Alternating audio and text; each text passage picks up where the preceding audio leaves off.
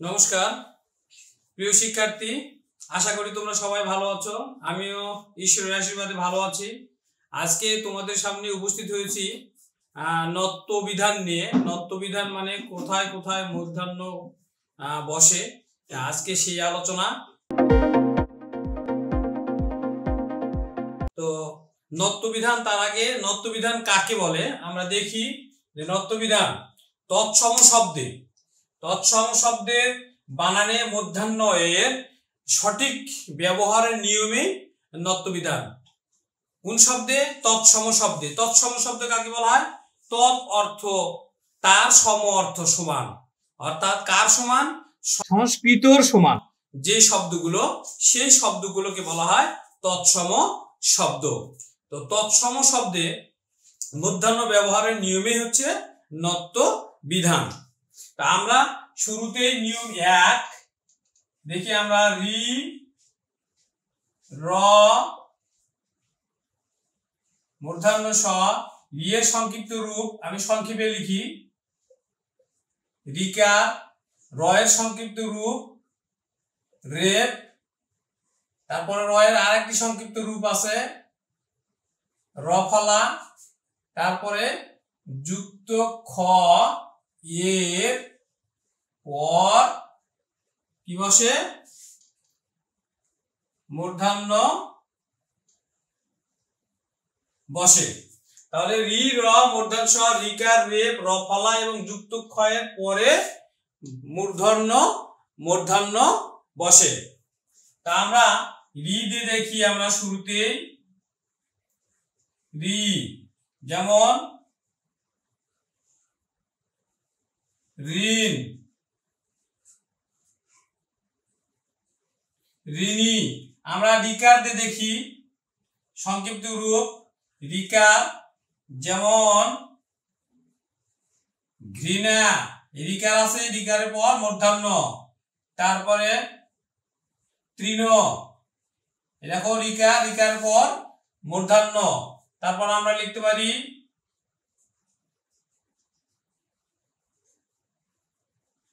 মসৃণ, তারপর আমরা লিখতে পারি মৃ,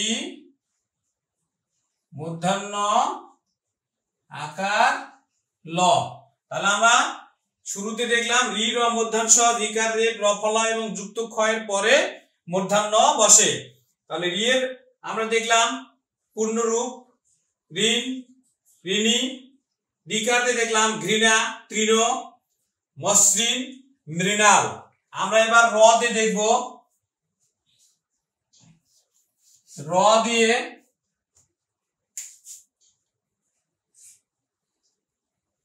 যেমন করণ, মূর্ধন্য, কারণ, মূর্ধন্য। তারপর আমরা লিখতে পারি, আমরা যেটা পড়তেছি ব্যাকরণ,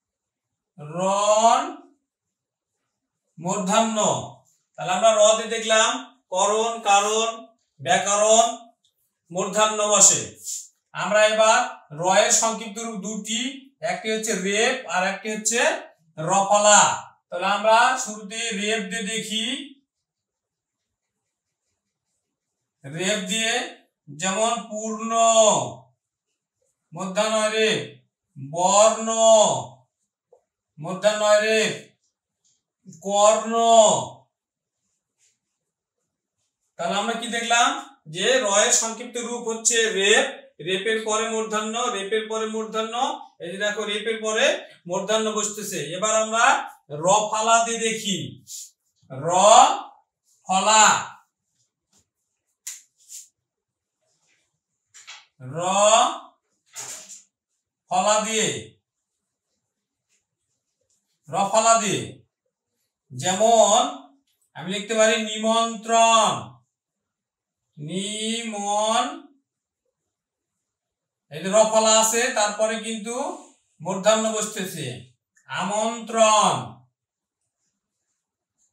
আম দন্তান্নই তৈর ফলা, তারপরে মূর্ধন্য। আমরা লিখতে পারি ত্রাণ, মূর্ধন্য।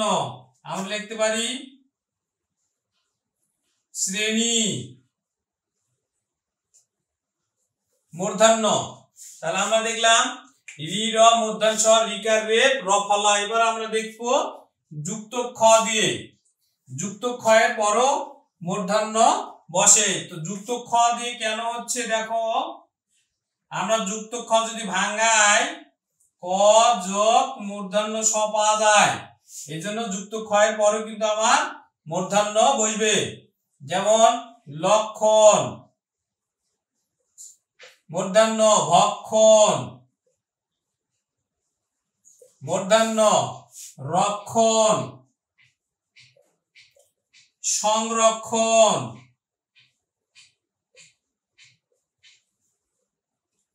তাহলে যুক্ত খ এর পরে কিন্তু মূর্ধন্য বসতেছে। আমরা সূত্রগুলো মুখস্থ করব।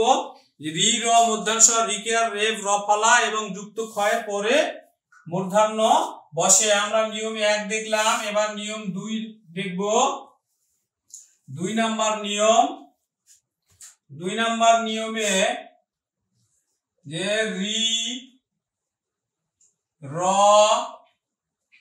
মূর্ধন্য স সংক্ষেপে হচ্ছে রিকার, তারপরে রেপ, তারপরে রফালা, তারপরে যুক্ত খ এর পর যদি কি থাকে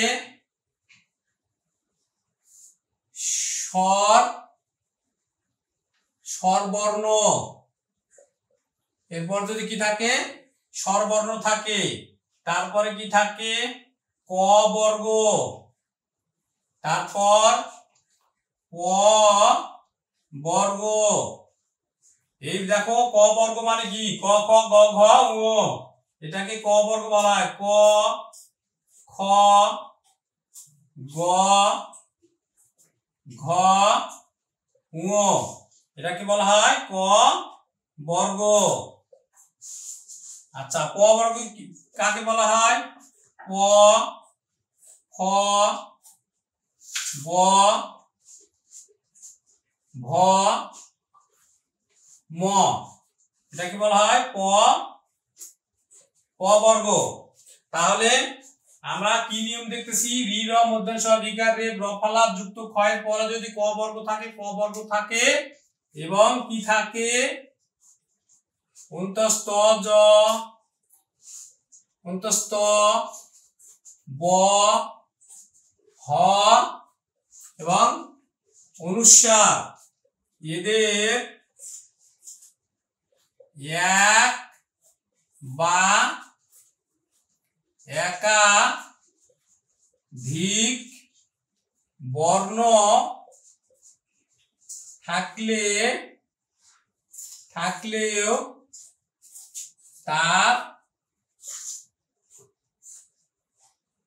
তারপরে কি বসে? মূর্ধন্য বসে। যেমন আমরা লিখতে পারি দ্রবণ। দেখো রফালা আছে, তারপরে ব আছে, তারপরে কিন্তু বসবে মূর্ধন্য। আমরা লিখতে পারি গ্রহণ, রফালা হ, তারপরে কি এক বা একাধিক বর্ণ বসতেছে। আমরা লিখতে পারি গৃহিণী। দেখো রস্বই আছে, হ রিকার আছে, রস্বই আছে, হ আছে, তারপরে কিন্তু মূর্ধন্য আসে গৃহিণী। আমরা লিখতে পারি হরিণ, মূর্ধন্য। আচ্ছা, তারপরে আমরা লিখতে পারি দেখো রিকার, তারপরে অনুস্বার, তারপরে হ, তারপরে মূর্ধন্য বৃং হন, তারপর আমরা লিখতে পারি ব্রাহ্মণ, মূর্ধন্য। তারপর আমরা লিখতে পারি কি লিখতে পারি রুক্মিণী, ক ময়ে আর মূর্ধন্য দিবি। দেখো এখানে র আছে, রস্বই আছে, ক বর্গ আছে, তারপরে প ফ ব ভ ম অর্থাৎ প বর্গ আছে, তারপরে কিন্তু মূর্ধন্য বসেছে। চরণ লিখতে পারি চর মূর্ধন্য, র এর পরে মূর্ধন্য। তাহলে আমরা দেখলাম রামায়ণ লিখতে পারি রামা, র এর পরে মূর্ধন্য। তাহলে আমরা দেখলাম 2 নম্বর নিয়মে রি র মূর্ধন্য রিকার রে রফলা এবং যুক্ত ক্ষয়ের পরে স্বরবর্ণ 11টি, ক বর্গ, প বর্গ এবং অন্তস্থ জ, ব, হ এবং অনুস্বার এদের এক বা একাধিক বর্ণ থাকলে তারপরও কিন্তু মূর্ধন্য বসে। আমরা নিয়ম 3 নম্বরে দেখব। নিয়ম 3 নম্বর নিয়ম যে যুক্ত ব্যঞ্জনে ট বর্গের পূর্বে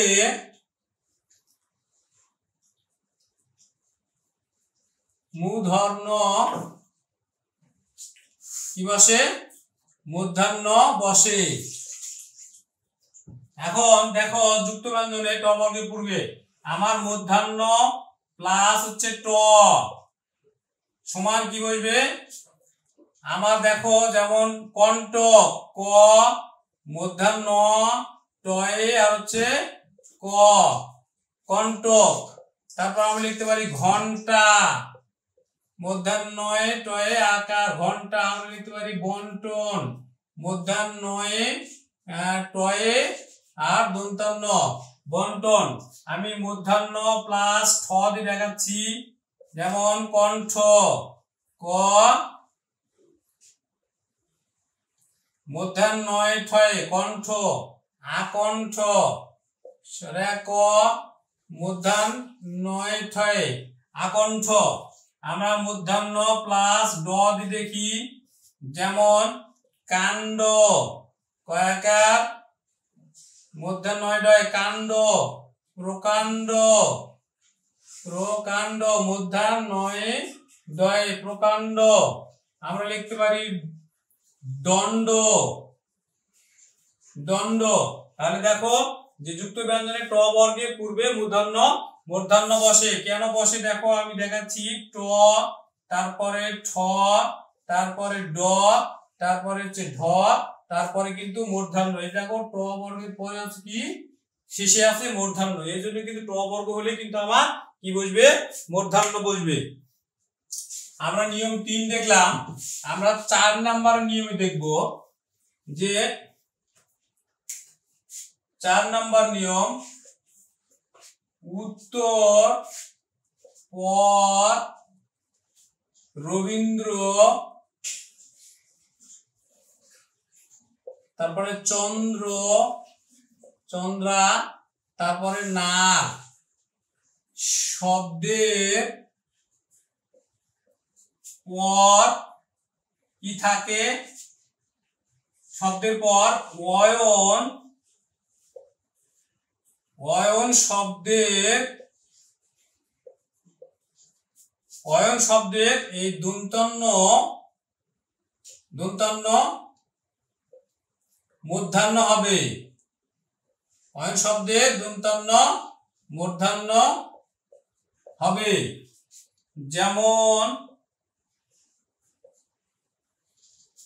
যেমন আমরা লিখতে পারি উত্তরায়ন্তস্থ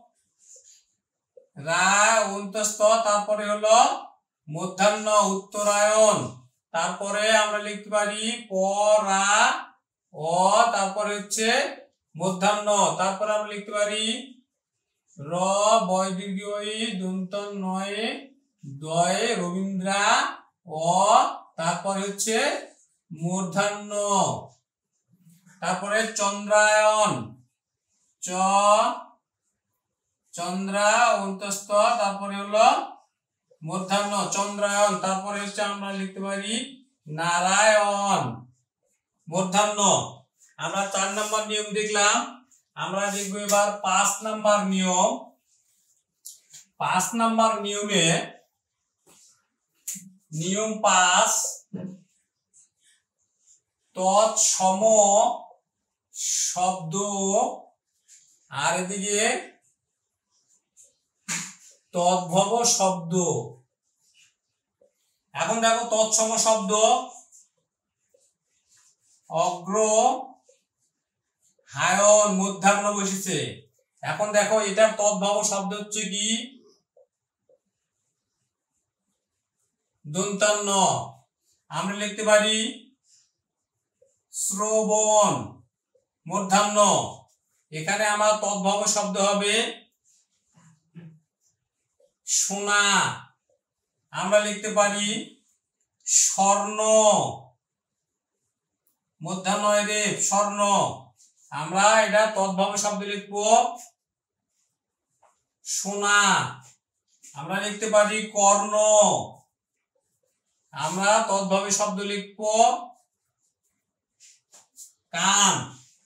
নিয়ম আমরা 5 নাম্বার দেখলাম। এবার নিয়ম 6 নাম্বারে দেখব। 6 নাম্বার নিয়ম যে প্র পরা, তারপরে অপর, তারপরে পূর্ব, যোগ অন্য শব্দ যদি থাকে অন্য সমান কি হবে মূর্ধন্য হয়ে যাবে। অর্থাৎ অন্য শব্দের এই দন্তান্নটা মূর্ধন্য হবে। যেমন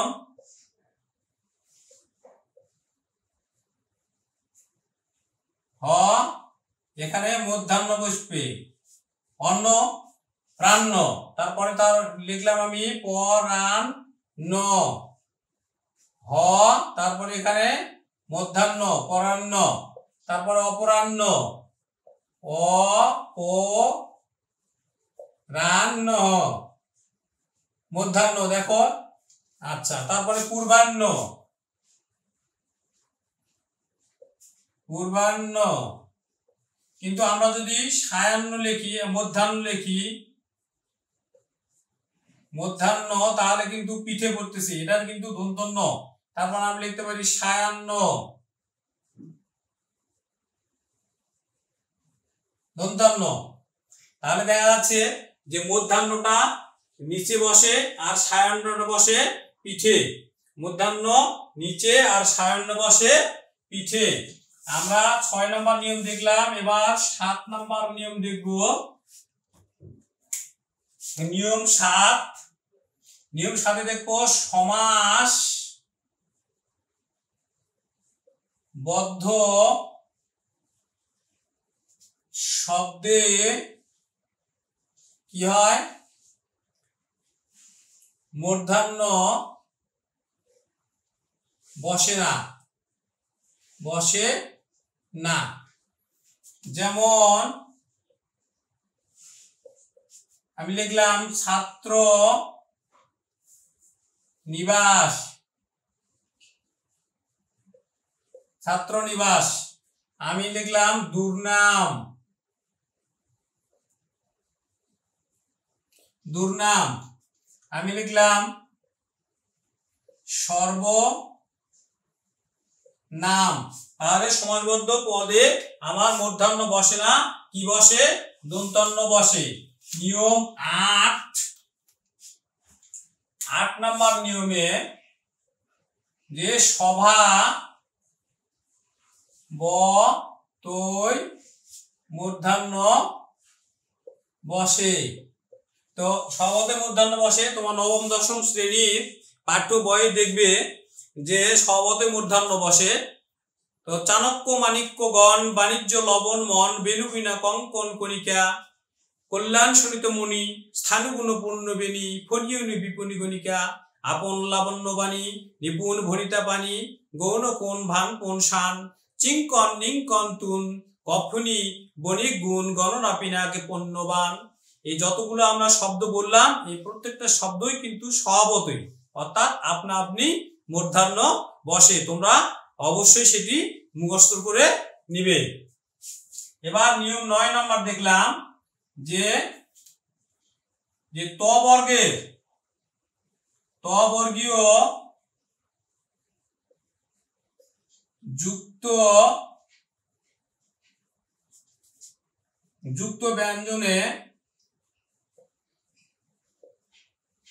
ব্যঞ্জনে কি বসে দন্তান্ন বসে। যেমন আমি লিখলাম অন্ত তারপরে লিখলাম ক্রন্দন, তারপরে লিখলাম অন্তঃক্রন্দন, তারপরে কি লিখলাম গ্রন্থ, দন্তান্ন থয় গ্রন্থ। তাহলে দেখা যাচ্ছে কেন এটা দন্তান্ন বসতেছে। দেখো আমরা ত বর্গ যখন লিখি ত, তারপরে থ, দ, ধ, তারপরে কি বসে দন্তান্ন বসে। দেখো এই জন্য কিন্তু ত বর্গীয় যে যুক্ত ব্যঞ্জন গুলো থাকবে সেই যুক্ত ব্যঞ্জনে কিন্তু অবশ্যই দন্তান্ন হবে। আমরা 9 পর্যন্ত নিয়ম দেখলাম, এবার 10 নম্বর নিয়ম দেখব যে ক্রিয়াপদের বানানে কি বসে দন্তান্ন বসে। নিয়ম 10, ক্রিয়া পদের বানানে কি হয় দন্তান্ন বসে, মূর্ধন্য বসে না। যেমন করেন দন্তান্ন, ধরেন দন্তান্ন, মারেন দন্তান্ন। লাস্ট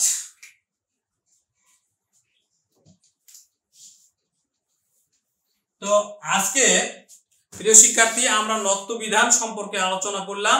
পরবর্তীতে সত্য বিধান দেখার আমন্ত্রণ জানিয়ে আজকে এখানেই শেষ করছি। তোমরা সবাই ভালো থাকবে।